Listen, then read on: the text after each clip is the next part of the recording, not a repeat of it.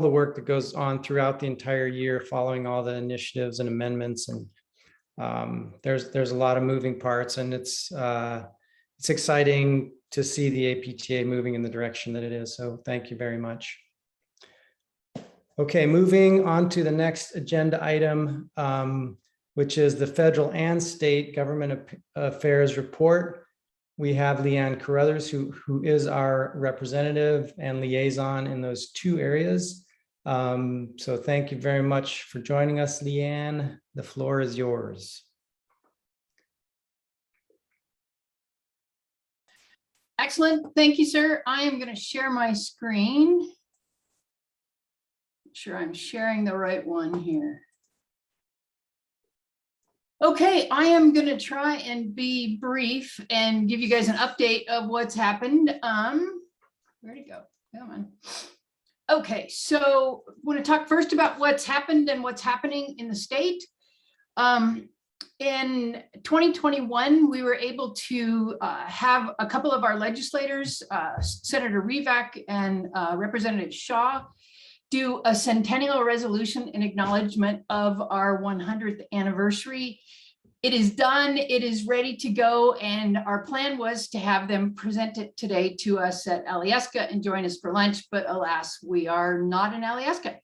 So we're working to find another time where they could do an in-person presentation of that. Our Practice Act bill, HB 99, made it through the House and is primed and ready to go through the Senate next year. If you want to know what's in that Practice Act bill, go back and read any of the last 200 Big Dippers, and there will be a summary of what's happening in that.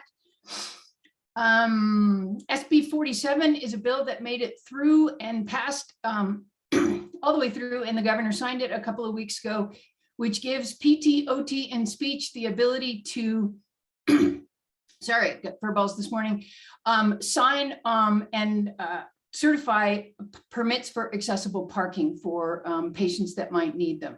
I checked this morning, and the link to the form right now currently doesn't include us, but I think it is safe to say that we can legally do that. And so that was a good win for our patients. So that's a nice thing that can often save them time and doctor's visits and money. So that's good. Coming up in 2022, our Practice Act is sunsetting, which means that periodically the legislature takes a look at the work of our licensing board to see if they are doing their job of public protection appropriately as well as cost effectively. So it's something that we do at this point in time every 8 years. Our last time we did this was in 2022, and they extended us out the maximum amount of time. So, so here we are again. Other things this year, HB 99, like I said, is going to the Senate. We're also looking at legislation to include PT, to create a compact for PT and have us join the national compact that's in place, which increases license portability. Again, really good information in prior Big Dippers on that. Another topic that we're having very early discussions about is whether or not to add imaging and the ability to refer, not interpret imaging to our Practice Act. So it's a trend that's happening nationally. I know Alec is working with private practice section and with APTA on that. And so just stay tuned for future updates.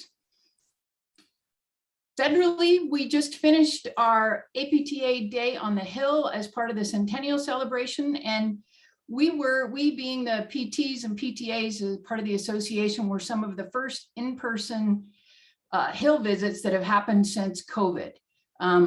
APTA took really effective, retrospectively measures to decrease the odds that we would spread COVID or get COVID while we were there, including proof of vaccination or negative tests and social distancing and use of masks and those kind of things. So there's some pictures for the day where Jody Pfeiffer, Alec, myself, Pat McAdoo, and Nicole Taniguchi made visits to all 3 of our representatives in Alaska, from Alaska. I will tell you, we didn't meet with any of our legislators. We met with their legislative aides, who we know and have good relationships with. And so that was good to reconnect with them, and had good results. I'm going to talk to you a little bit about the bills that we're looking at federally, and as well as national traction as a result of the Hill visits. We were able to make a really tangible effect with with Representative Young, in terms of getting him to sign on as a co-sponsor on one of the bills that's coming up. So we talked about 4 major things while we were there. One is our concerns about upcoming changes to the Medicare fee schedule that have 2 parts and have the ability to really hammer PT in not a good way. So a few years ago, CMS decided that they wanted to pay primary care providers more. And because of our Balanced Budget Act requirements, the change in paying them more means they had to pay us, chose to pay us and about 35 other different professions less. And so we had a cut last year. We're also looking at an additional cut this year, which will be detrimental to our ability to see patients, particularly patients with Medicare, obviously. That is compounded with the proposed cut of 15% for care that is provided by PTAs. So those 2 things combined have the added effect of making it so physical therapy takes the biggest cut of all of the various professions that there. So we've been working hard to try and decrease the likelihood that that will happen, or at very minimum delay it. So working on that, there's a dear colleague letter that's out by Representatives Bera and Bouchon that Senator Young signed on to pretty much days after we were there. So Jesse Von Stein, who works for him, is a great guy and a good ally. Right now, telehealth is something that we have the ability to do federally because of the emergency declaration, and that will go away at the end of the emergency declaration if there isn't legislation to be able to make that permanent. Been following the news in Alaska. There was a bill in place to be able to have us in Alaska continue to do telehealth permanently, but it was part of a bigger bill, and it's been put back in committee and going nowhere this year. So we're hoping that we'll get some traction from national changes with it. A couple of other things is legislation that's out there now to include physical therapists in the ability to get loan me payment if they serve in the National Health Service Corps.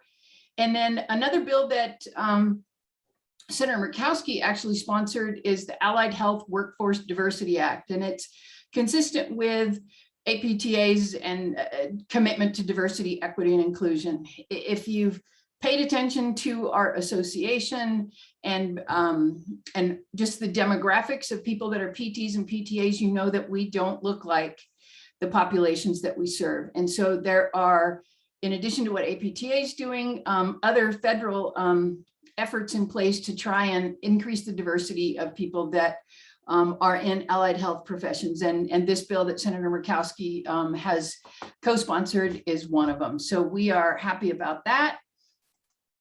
Some other things that are upcoming. Can you guys see that okay? I know it's small. Let me see if I can make it a little bit bigger. Just some other bills we're following. A Primary Health Services Enhancement Act, which will allow PTs to work in community health centers and bill directly to Medicaid and Medicare. Another one related to concussions. Another one that is important for Medicare, that Medicare Patient Empowerment Act that would allow PTs the ability to privately contract with Medicare patients.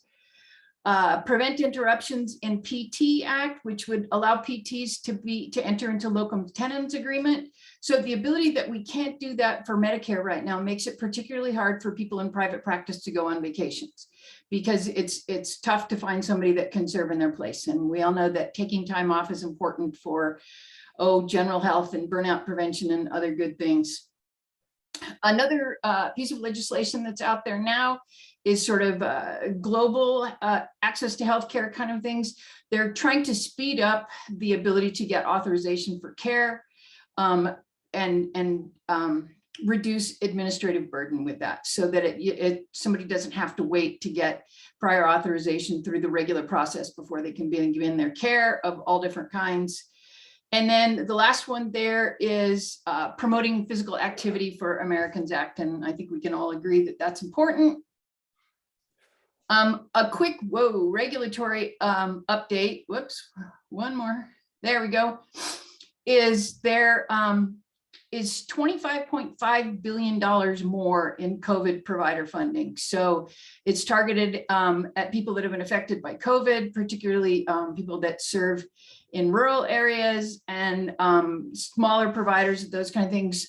So you can begin to apply for those funds already. I will put this PowerPoint presentation into the chat so that you can see it and get to the links. And then some things that you can do, let's do this. How can you help? So if you're an APTA member and you pay attention to your emails, you get regular calls from the calls to do action from the Legislative Action Center. Responding to those emails where you can send emails to, or faxes or tweets to your representatives takes a few minutes. So if you could just take that extra couple of minutes and do that, each voice counts, right? We were able to delay the payment cuts last year for Medicaid because there was about 100,000 letters from providers and patients talking about that. And APTA is having their flash action day. So you can watch for emails on that, as well as social media and more opportunities to weigh in. And then as we are looking at Alaska legislation, there may be opportunities for you to weigh in on that with letters or calls or testimony for our legislation. And the some more picture down there is that some things in life are just better when you mix them with other good things, and going along with our message that we are indeed better together. So there you go. I know that was fast, but I will share the presentation with you.